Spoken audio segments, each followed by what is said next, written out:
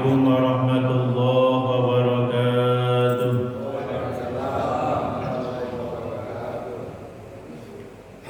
A'udzu billahi minasy syaithanir rajim. Bismillahirrahmanirrahim. Alhamdulillahilladzi ja'alana min ummatil Muhammadiyah allati faddalallahu ala sa'iril umamil madiyah. Asyhadu an la ilaha illallah wahdahu la syarika lah wa asyhadu anna sayyidana Muhammadan abduhu wa rasuluhu la nabiyya ba'dah. Allahumma shalli wa sallim wa barik ala sayyidina Muhammadin wa ala alihi wa sahbihi wa man ittaba'ahu ila yaumil waqi'ah. Amma ba'du. Faqad qala Allah Ta'ala fil Qur'anil 'azim wa huwa asdaqul qailin. A'udzu billahi minasy syaithanir rajim. Kuntum khayra ummatin ukhrijat lin-nasi ta'muruna bil ma'rufi wa tanhauna 'anil munkar wa tu'minuna billah walau amana ahlul kitabi lakana khairan lahum minhumul mu'minuna wa aktsaruhumul fasiqun. Wa qala aydan laqad kana lakum fi rasulillahi uswatun hasanah. Al-ayah. Sadaqallahul azim wa sadaqa rasuluhun nabiyul habibul karim wa nahnu ala dhalika minasyahidin wa syakirin walhamdulillahi rabbil alamin. Allahumma salli ala sayyidina Muhammad wa ala ali sayyidina Muhammad. Allahumma iftah alaina hikmataka wa anshur alaina min khazaini rahmatika ya arhamar rahimin. Rabbi shrah li sadri wa yassir li amri wahlul 'uqdatam min lisani yafqahu qawli. Rabbi zidni ilma warzuqni fahma. Allahumma nawwir qalbi bi nuri hidayatik kama nawwartal arda bi nuri syamsik bi rahmatika ya arhamar rahimin. Walhamdulillahi rabbil alamin. Hadratul mukarram wal muhtaram, para tokoh agama, para tokoh masyarakat, wabil khusus Ketua DKM Masjid Mas'ah Bapak Ustaz Sajibkan beserta segenap jajaran, semoga senantiasa berada dalam rahmat Allah Subhanahu wa Ta'ala. Juga yang sama-sama kita hormati dan yang kita muliakan Tuan Imam Bapak Ustaz Mudofi, Sohibul Wilayah Bapak Ketua RW 11, Bapak Ketua RT 01 sampai dengan 06 yang dirahmati Allah Subhanahu wa Ta'ala, para jamaah salat fardu subuh, jamaah ta'lim mingguan yang dirahmati Allah Subhanahu wa Ta'ala. Puji syukur kehadirat Allah Subhanahu wa Ta'ala atas karunia nikmat yang dilimpahkan kepada kita, di antaranya nikmat iman, nikmat Islam, nikmat ihsan, panjang umur, sehat walafiat. Alhamdulillah, dengan rangkaian nikmat-nikmat tersebut, pagi hari ini kita masih diberikan kesempatan untuk melaksanakan kewajiban kita, tidak lain dan tidak bukan wa ma khalaqtul jinna wal insa illa liya'budun. Tugas kita di alam dunia ini hanya satu, untuk mengabdi beribadah kepada Allah Subhanahu wa Ta'ala. Mudah-mudahan pengabdian kita, ibadah kita berkenan diterima oleh Allah Subhanahu wa Ta'ala. Selawat teriring salam semoga selalu tercurah terlimpah kepada baginda alam Sayyidil awwalin wal akhirin Nabi besar Muhammad sallallahu alaihi wasallam, pada keluarganya, sahabatnya, tabi'in dan kita sebagai pengikutnya. Mudah-mudahan kelak di yaumul kiamah kita diangkat sebagai umatnya, mendapatkan syafaatnya dan masuk surga bersama baginda Nabi Muhammad sallallahu alaihi wasallam. Kita buktikan cinta kita kepada Rasulullah sallallahu alaihi wasallam dengan membaca salawat. Ya Nabi salam alaika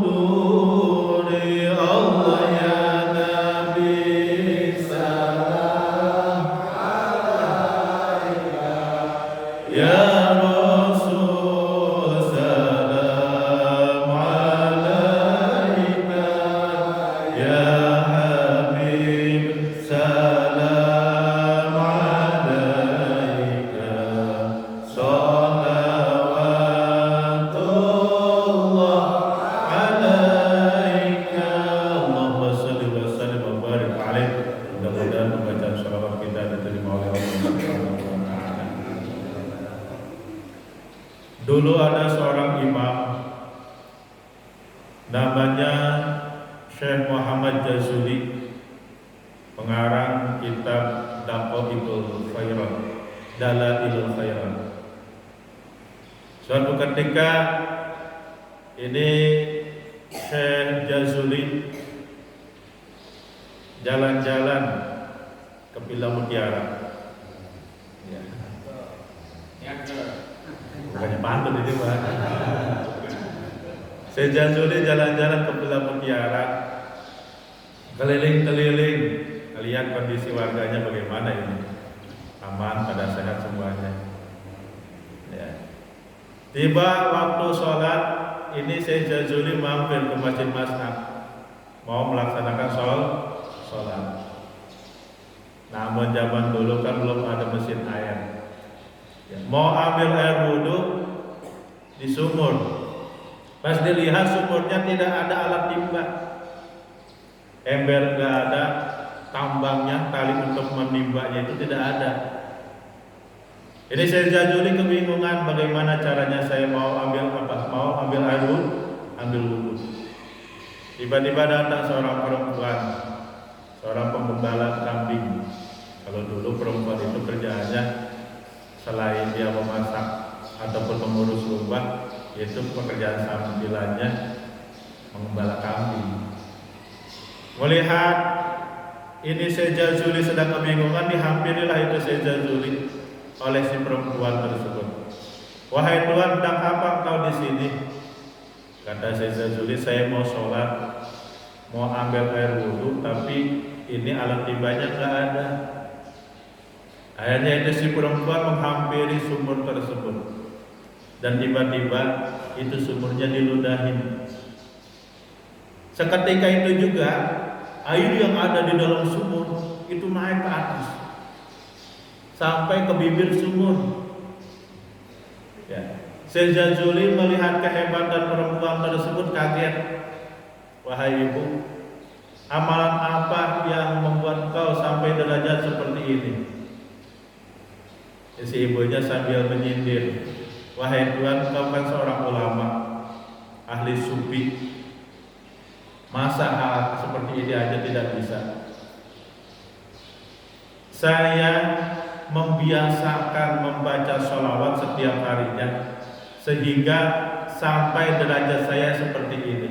Padahal kerjaannya cuma mengembala kambing. Ternyata sambil mengembala kambing dia sambil membaca sholawat. Lisannya selalu dibasahi dengan membaca sholawat kepada baginda Nabi Muhammad Sallallahu Alaihi Wasallam, sehingga dia sampai kepada derajat seperti itu. Air yang ada di dalam sumur bisa naik ke atas tanpa melalui mesin air. Boleh baca itu kalau sumurnya lagi asal dipraktekkan. Ya, sekarang kan zamannya lagi kering ya, susah air, yang boleh dipraktekkan. Banyakin baca sholat, banyakin baca sholawat. Insya Allah dengan keberkahan sholawat, insya Allah. Para jamaah yang mulia yang dirahmati Allah Subhanahu wa taala, esensi dari peringatan Maulid baginda Nabi Muhammad sallallahu alaihi wasallam adalah mensyukuri dua nikmat besar yang Allah berikan kepada kita. Yang pertama, nikmat diutusnya, nikmat diciptakannya nur baginda Nabi Muhammad sallallahu alaihi wasallam, dan nikmat diutusnya baginda Rasulullah sallallahu alaihi wasallam. Diciptakannya nur Nabi Muhammad sallallahu alaihi wasallam merupakan nikmat bagi kita. Kenapa dikatakan nikmat? Karena kata Allah dalam hadis qudsinya, laulaka lama khalaqtul aflaq. Kalaulah bukan karena engkau wahai Muhammad, niscaya tidak akan aku ciptakan alam semesta ini. 1/4 dari nur Nabi Muhammad sallallahu alaihi wasallam itu Allah ciptakan arasy. Allah ciptakan kolam. 1/4-nya Allah ciptakan lauhil mahfuz, dan 1/4 dari nur Nabi Muhammad sallallahu alaihi wasallam Allah ciptakan alam semesta. Jadi dalam tubuh kita ini ada nur baginda Nabi Muhammad sallallahu alaihi wasallam. Kenapa? Karena 1/4-nya diciptakannya dari nur Nabi Muhammad sallallahu alaihi wasallam. Bahkan dalam hadis qudsi yang lain Allah berfirman begini, "Abdi lam tashkurni idza lam tashkur man ujriyat ni'matu ala yadayhi." Wahai hambaku, kau belum dianggap bersyukur kepadaku apabila engkau tidak bersyukur kepada manusia, kepada orang yang telah menjadikan sebab diturunkannya berbagai macam nikmat kepada kalian. Siapa orangnya? Yaitu baginda Nabi Muhammad sallallahu alaihi wasallam. Ya. Jadi sudah sepantasnya kita bersyukur kepada Allah Subhanahu wa taala dengan diciptakannya nur baginda Nabi Muhammad sallallahu alaihi wasallam dan diutusnya baginda Nabi Muhammad sallallahu alaihi wasallam illa rahmatan lil alamin, melainkan menjadi rahmat untuk sekalian alam. Coba Pak, kalau tidak diutusnya baginda Nabi Muhammad sallallahu alaihi wasallam, ya peradaban manusia tidak semulia seperti sekarang ini. Dulu kaum jahiliyah, ya, orang-orang jahiliyah itu mereka kan bukannya tidak berakhlak. Allah turunkan, Allah utus baginda Rasulullah sallallahu alaihi wasallam, "Innama bu'istu liutammima makarimal akhlak", untuk menyempurnakan akhlak. Bukan berarti orang-orang Arab dahulu, orang-orang jahiliyah dahulu tidak punya akhlak. Punya akhlak, cuma tidak sempurna. Ya, tidak sempurna. Dulu orang-orang jahiliyah juga sama, pernah melakukan tawaf, mengelilingi Ka'bah. Cuma karena tidak sempurna akhlaknya, dia mengelilingi Ka'bah itu sambil telanjang. Bulat lagi Pak. Dia telanjangnya bulat, telanjang bulat. Ya. Tidak menggunakan sehelai pakaian pun.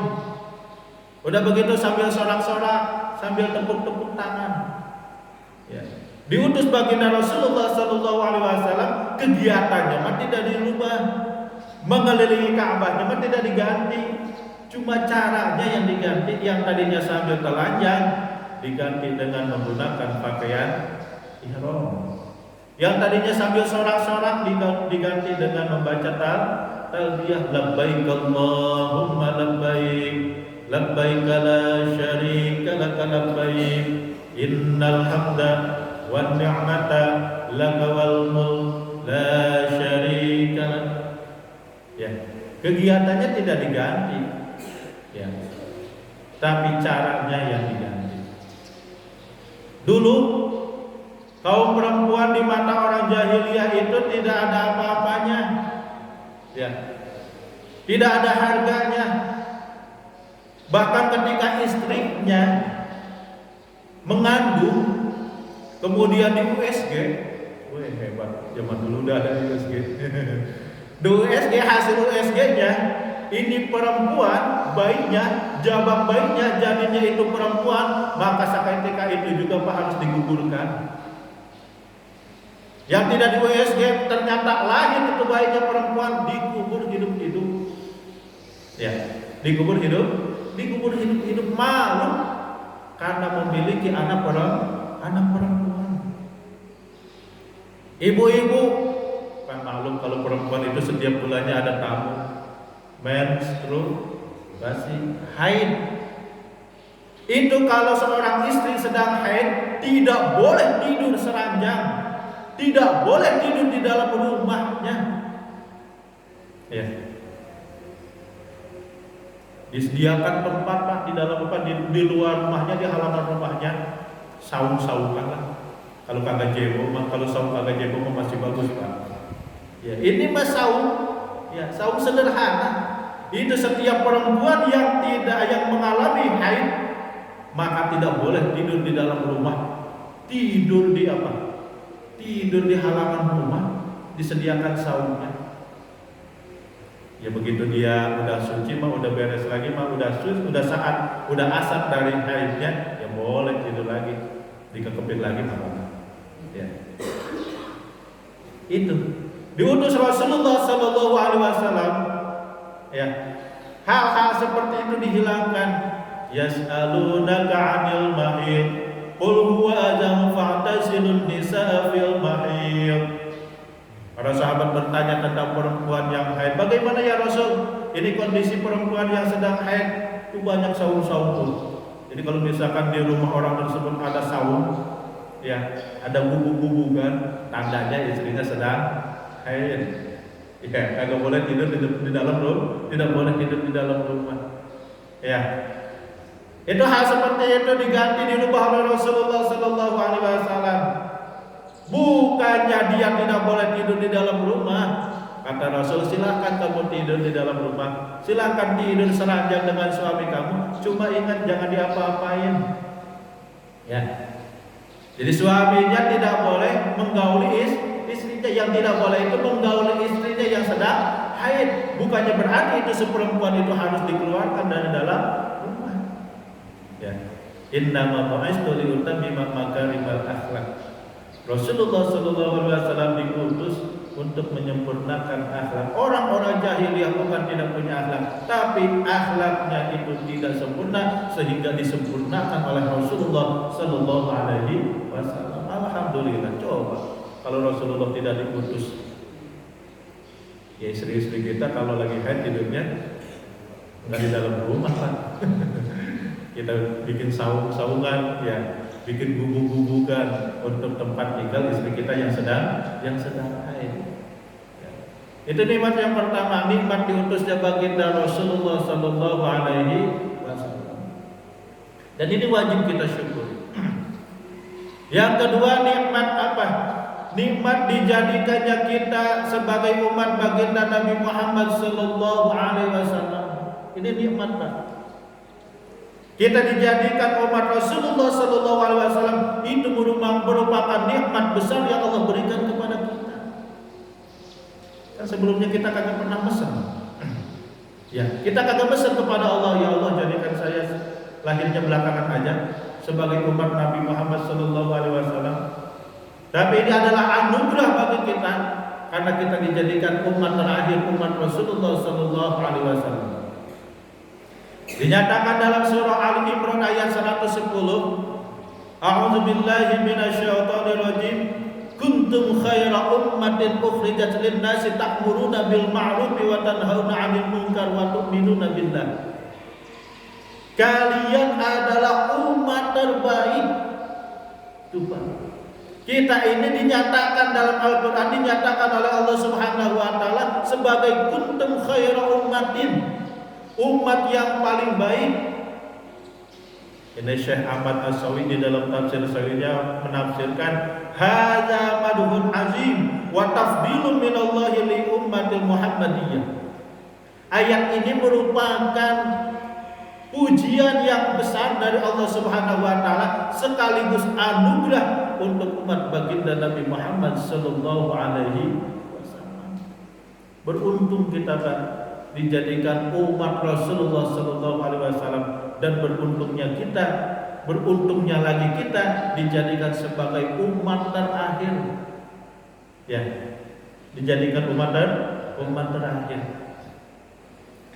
An Ibnu Abbas radhiyallahu taala anhu, dari Abdullah bin Abbas, semoga Allah meridai kepada Abdullah bin Abbas, anna Rasulullah Sallallahu Alaihi Wasallam, sesungguhnya Rasulullah Sallallahu Alaihi Wasallam qala, bersabda Rasulullah Sallallahu Alaihi Wasallam, hal alimtum man a'jabul khalqi imanan. Kata Rasul, apakah kalian mengetahui makhluk mana yang paling aneh imannya, makhluk mana yang paling hebat imannya? Kata Rasul. Faqalu, kemudian para sahabat menjawab, imanul malaikat ya Rasul, tentunya imannya para malaikat ya Rasul. Faqala, kemudian Rasulullah Sallallahu Alaihi Wasallam menjawab, wa kaifa la tu'minul malaikat wa hum yu'ayyinunal amra. Wahai para sahabat, para malaikat itu wajar beriman kepada Allah Subhanahu wa taala karena malaikat itu menyaksikan langsung perintah Allah Subhanahu wa taala. Jadi wajar-wajar saja para malaikat beriman kepada Allah Subhanahu wa taala. Ya. Kata sahabat kan begini. Ya. Tentu imannya para malaikat ya Rasul yang paling hebat. Tapi kata Rasul bukan. Bukan. Wajar para malaikat itu beriman kepada Allah Subhanahu wa taala. Lawang Allahnya merintahkan langsung tanpa melalui pelantara. Ya. Allah akan menurunkan wahyu kepada para nabi sebelum jatuh itu wahyu kepada para nabi. Allah turunkan wahyunya kepada siapa? Kepada para malaikat. Ya. Perintahnya langsung turun kepada para malaikat. Jadi bagaimana mungkin ini para malaikat tidak beriman kepada Allah Subhanahu wa taala? Wa hum yu'ayyinul amra. Mereka menyaksikan langsung perintah dari Allah Subhanahu wa taala. Kalau menjawab lagi ini para sahabat, an-nabiyyuna ya Rasulullah. Tentunya imannya para nabi ya Rasulullah. Iman yang paling hebat, iman yang paling aneh adalah imannya para nabi ya Rasulullah. Faqala kemudian Rasulullah menjawab, wa kaifa la yu'minul nabiyyuna wa ruhu yanzilu alaihim bil amri minas sama. Wahai sahabatku, sekarang bagaimana para nabi, para rasul tidak beriman kepada Allah Subhanahu wa taala? Ya. Wa ruhu yanzilu alaihim bil amri, sedangkan malaikat Jibril itu datang membawa perintah Allah, membawa wahyu dari Allah Subhanahu wa taala langsung kepada para nabi dan para rasul.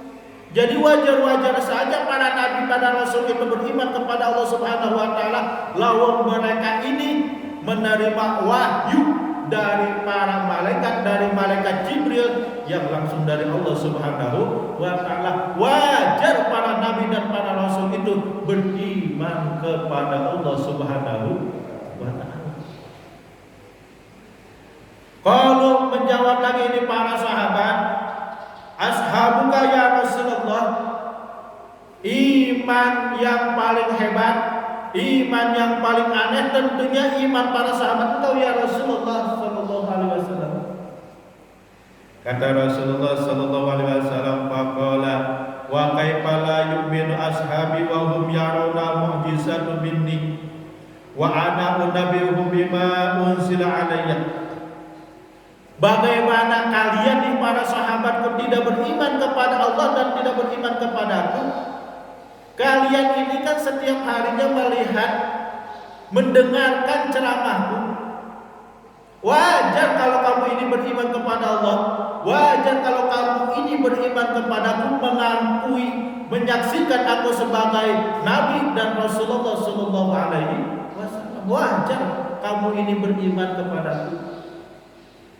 Bahkan kamu ini seketika minta mujizat, minta mujizat dariku dan aku berikan mujizat. Karena ada sahabat Nabi yang masuk Islam ya, gara-gara melihat mujizat Kanjeng Rasulullah SAW mampu membelah bulan. Ya, itu kan kisahnya seperti itu kan ya. Wahai Muhammad, aku akan beriman kepada kamu andaikan kamu mampu membelah bulan. Kamu bagi ataupun kamu simpan bulan, bagian bulan itu di tangan kanan dan sebagian lagi kamu simpan di bagian tangan kiri. Dan itu dilaksanakan oleh Rasulullah Sallallahu Alaihi Wasallam. Ada yang beriman dengan apa mukjizat terbelahnya bulan. Ada lagi sahabat namanya Tariq As-Saidalani. Ada di sini namanya Tariq. Sama Syihab. Dua di sahabat. Ya. Tariq dan Syihab sebelumnya ini adalah kaum kafir. Ya. Orang-orang Arab yang sangat membenci Rasulullah Sallallahu Alaihi Wasallam dan bahkan dia ini merencanakan untuk membunuh Rasulullah Sallallahu Alaihi Wasallam. Di pada suatu ketika orang-orang kafir Quraisy berkumpul rapat sidang pleno. sedang pleno, mengadakan sidang pleno, merumuskan bagaimana caranya ini membunuh Muhammad. Ini Muhammad setiap hari ajarannya terus menyebar, ini bagaimana ini cara membunuhnya. Ini pemimpin ketua sidangnya Abu Jahal, ketua sidangnya Abu Jahal. Coba siapa di antara kalian yang punya ide, yang punya gagasan untuk membunuh Muhammad? Tiba-tiba datang si Torik, wahai pimpinan instruksi, ya instruksi. Sebenarnya mudah membunuh Muhammad, kata siapa? Kata si Torik. Mudah bagaimana Torik? Kalau kalian mau mendengarkan pendapatku dan menerima ide ke ide, sebenarnya Muhammad dari kemarin-kemarin juga udah mati. Udah mati. Apa ide kamu wahai Torik? Kata si Torik, ini kan Muhammad, kalau kita perhatikan dia mah ibadahnya beda sama kita. Ibadahnya beda sama kita. Setiap hari ini Muhammad ini datang ke mana?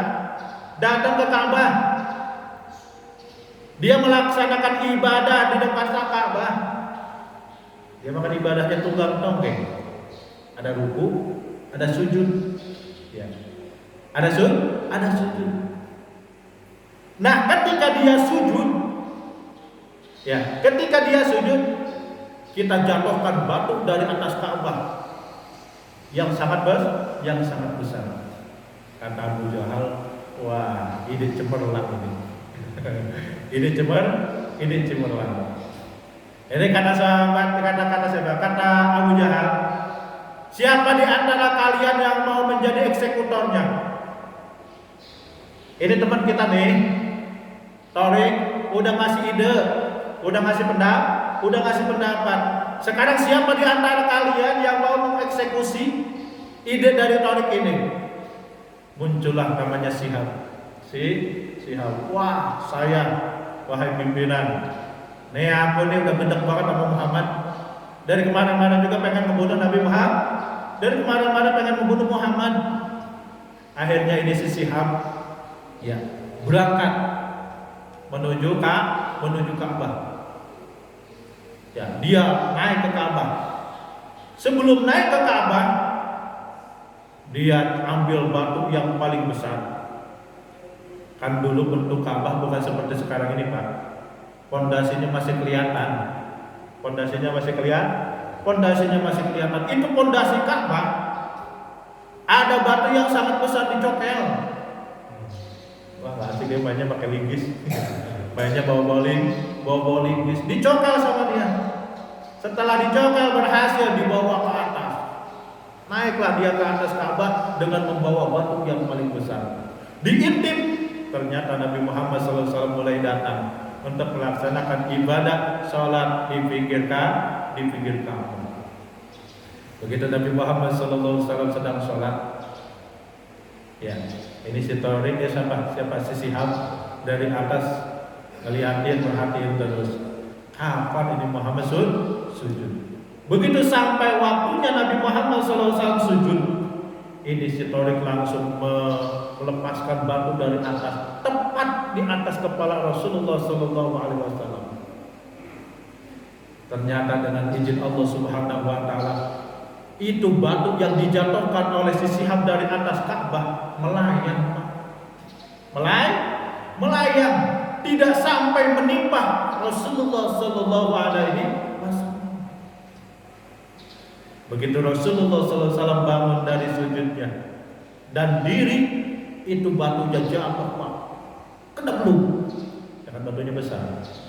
Ya, jadi jatuhnya juga, bunyinya juga sampai kena belum begitu. Ya. Ini batu jatuh.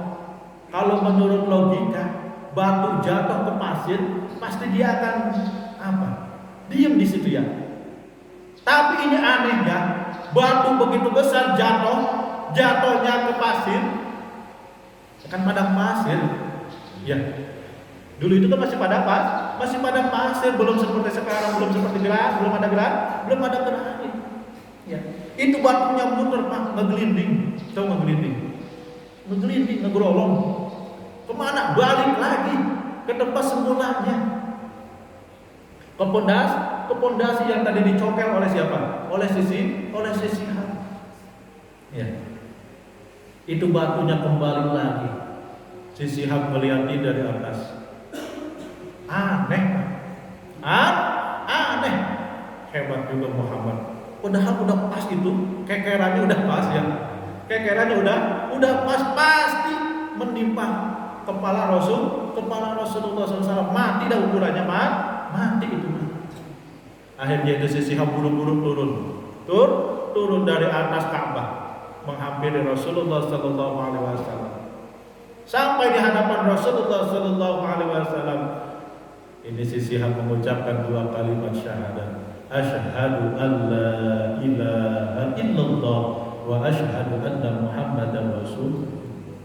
Bukan cuma Sisihan, Pak. Si Torik yang punya ide, yang punya pendapat, yang punya gagasan, dan orang-orang di sekitarnya pada saat itu yang menyaksikan kejadian tersebut menyatakan beriman kepada Allah Subhanahu wa taala, sama-sama mengucapkan 2 kalimat syahadat. Asyhadu an la ilaha illallah wa asyhadu anna Muhammadar Rasul.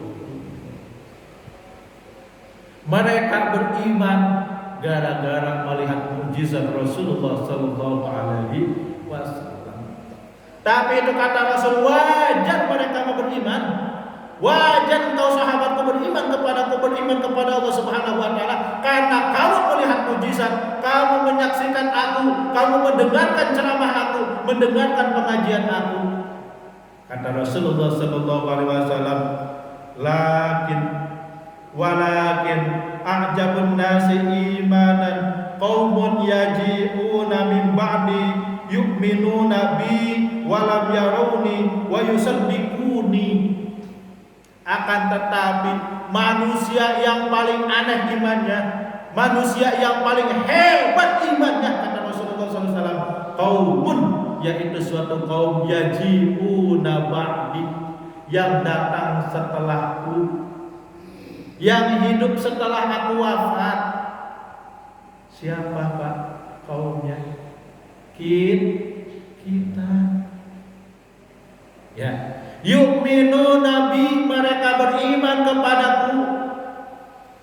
Wa yusaddiquni, dan mereka juga membenarkanku, membenarkan ajaranku, membenarkan risalahku. Faulaika ikhwani, mereka ini adalah saudaraku. Alhamdulillah. Ternyata iman yang paling hebat bukannya para malaikat, bukannya para nabi dan para rasul, bukannya para sahabat yang menyaksikan Rasulullah SAW, tapi iman yang paling hebat adalah imannya manusia. Imannya suatu kaum yang datang setelah Rasulullah SAW wafat, tapi dengan catatan mereka beriman kepada Allah, beriman kepada Rasulullah SAW, dan membenarkan risalah Rasulullah SAW. Bukan hanya dianggap sebagai umat Rasulullah, faulaika ikhwani, kita juga dianggap sebagai saudara Rasulullah sallallahu alaihi wasallam. Bangga kita Pak, bangga dianggap saudara sama Rasul, dianggap saudara sama Pak Camat aja kita senang, dianggap saudara sama gubernur aja kita bangga, dianggap saudara aja sama presiden aja kita bangga, kita senang, apalagi dianggap saudara oleh Rasulullah sallallahu alaihi wasallam. Alhamdulillah. Tuba liman ra'ani wa amana bi, summa tuba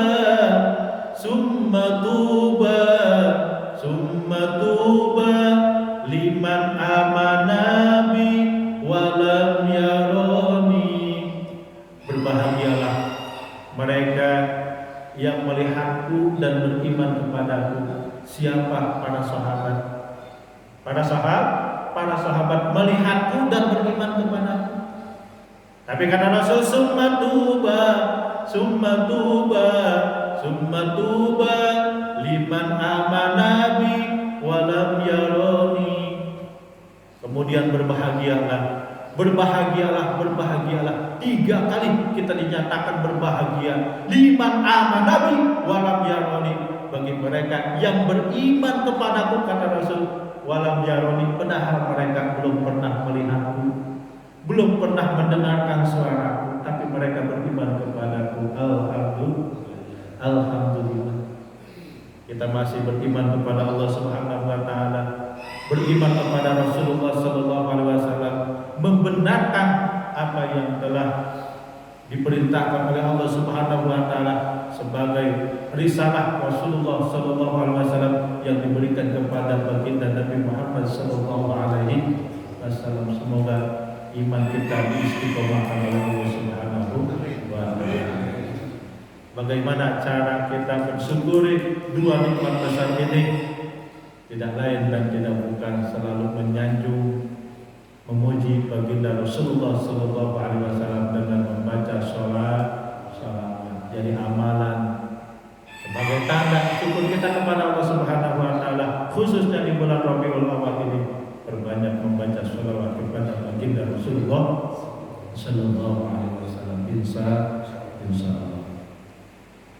Ya, mudah-mudahan apa yang disampaikan bermanfaat, jadi motivasi kita agar senantiasa membaca salawat kepada baginda Nabi Muhammad sallallahu alaihi wasallam, dan mudah-mudahan kelak di yaumul kiamah kita diakui sebagai umatnya, bahkan diakui sebagai saudaranya, mendapatkan syafaatnya dan bisa masuk surga bersama baginda Nabi Muhammad sallallahu alaihi wasallam. Amin ya rabbal alamin. Allahumma shalli ala sayyidina Muhammad wa ala ali sayyidina Muhammad. Allahumma anfa'na bima 'allamtana wa 'allimna ma yanfa'una. Allahumma qina bil 'ilmi wa sayyidina bil 'ilmi wa akhirna bit taqwa wa jannina bil 'afiyah. Allahumma inna nas'aluka khairan hadzal yawm wa na'udzu bika min syarri hadzal yawm. Allahumma rizqni wa rizqna wa anta khairur raziqin. Idza aradallahu syai'an yaqulu lahu kun fayakun. Rabbana atina fid dunya hasanah wa fil akhirati hasanah wa qina adzabannar. Walhamdulillahi rabbil alamin. Kurang dan lebihnya mohon maaf. Ihdinas siratal mustaqim. Wallahu muwaffiq ila aqwamit thoriq. Wassalamu alaikum